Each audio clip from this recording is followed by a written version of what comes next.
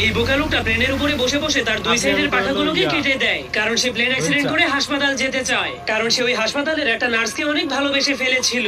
এরপর প্লেনটা ক্রাশ হলেই জলদি করে সেখানে একটা অ্যাম্বুলেন্স চলে আসে, কিন্তু কি অ্যাম্বুলেন্সের লোকেরা তো তাকে সেখানে ফেলে রেখে প্লেনটাকে নিয়ে হাসপাতালে চলে গেল। আর এই মোটা লোকটাও হাসপাতালের সেই নার্সটাকে অনেক ভালোবেসে ফেলেছিল, এই জন্য সেও অ্যাক্সিডেন্ট করে হাসপাতালে ভর্তি হওয়ার জন্য একটা ষাঁড়গরুকে লাল কাপড় দেখিয়ে রাগাতে শুরু করে দেয়। তখন ষাঁড়গরুটা তাকে বলে, মরতে চাইলে প্লেনের সামনে গিয়ে শুয়ে পড়, এক সেকেন্ডের মধ্যেই মরে ভূত হয়ে যাবি। কিন্তু মোটা লোকটা তার কোনো কথাই শুনছিল না, কারণ সে শুধুমাত্র অ্যাক্সিডেন্ট হয়ে হাসপাতালে যেতে চাইছিল। তখন ষাঁড়গরুটা তাকে মারার জন্য ফুল স্পিডের সামনে আগাচ্ছিল, আর সেই লোকটা কোনো ভয় না পেয়ে গোতা খাওয়ার জন্য সোজা হয়ে দাঁড়িয়েছিল। কিন্তু তখনই হঠাৎ করে ষাঁড়গরুটা কিছু দেখতে পেয়ে অনেক কষ্ট করে ব্রেক মেরে দেয়, যার ফলে সে ধীরে ধীরে মোটা লোকটার কাছে পৌঁছে যায়, কারণ সে পোস্টারের মধ্যে অনেক সুন্দরী একটা মেয়ে গরুর ছবি দেখেছিল, যার কারণে সে ওই মেয়ে গরুটার প্রেমে পড়ে যাওয়ার কারণে মোটা লোকটাকে গোতা না মেরেই ছেড়ে দেয়। তবুও মোটা লোকটা হার না মেরে নিজেকে অ্যাক্সিডেন্ট করার জন্য ট্রেনের রাস্তার উপরে গিয়ে পাছা উঁচু করে শুয়ে পড়ে। কিন্তু তখনই চিকন